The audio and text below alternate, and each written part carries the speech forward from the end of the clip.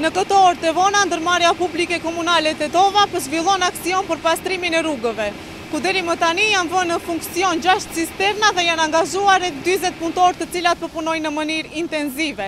Deri më tani janë pastruar rruga e Spitalit, rruga drejt komunës së Tetovës, sheshi Iliria dhe për momentin është duke u pastruar rruga industriale.